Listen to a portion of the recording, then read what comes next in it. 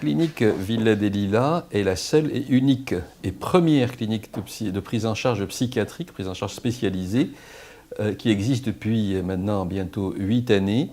Et ses spécificités, elle a ceci de particulier qu'elle donne une offre de soins adaptée à la pathologie mentale et aux addictions en particulier. Ça veut dire qu'on donne la possibilité aux personnes de dépasser leurs difficultés à travers, à travers le psychiatre, les consultations quotidiennes du psychiatre, à travers les séances de psychothérapie faites avec un psychologue qui sont aussi quotidiennes, 5 jours sur 7, à travers le travail dit ergothérapique, ce sont les activités thérapeutiques quotidiennes, à travers le groupe de parole extrêmement intéressant qui se fait 2 ou 3 fois par semaine.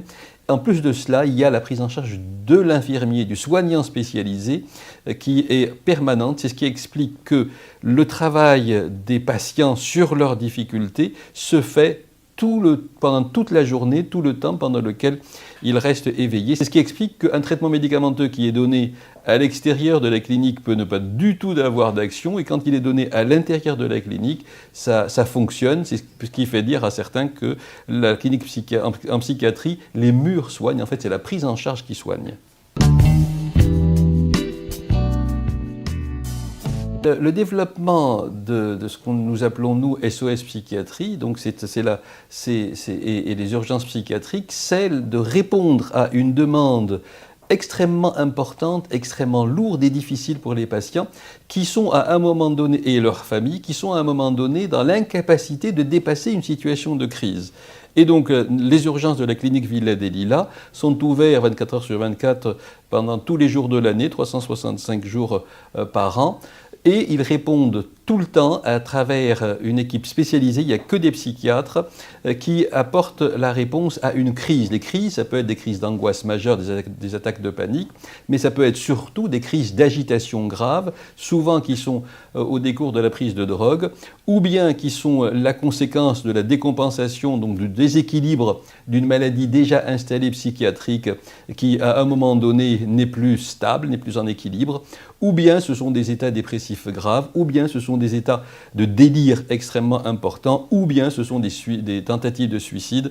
Donc c'est une prise en charge extrêmement lourde, ce sont des problèmes extrêmement difficiles, et on a innové à travers le développement de SOS Psychiatrie, qui est cette possibilité qu'on donne aux familles d'avoir recours à une action à domicile.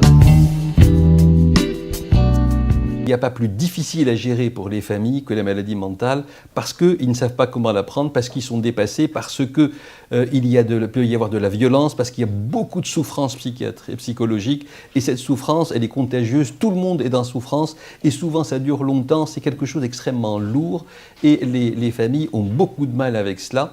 Alors, malheureusement, actuellement, il y a très peu de psychiatres au Maroc, on n'est pas plus de 400 psychiatres, tout type d'exercice confondu, entre le public, le privé, le CHU et les militaires, ce qui est très peu pour notre pays.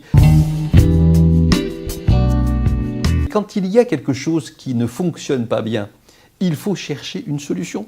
Vous savez, il faut chercher une solution parce que la solution existe. Il y a des spécialistes qui peuvent apporter une énorme aide à la souffrance psychologique. Quand quelqu'un n'est pas bien, et il dysfonctionne, il n'a pas un fonctionnement qui nous semble normal, c'est qu'il y a une souffrance quelque part.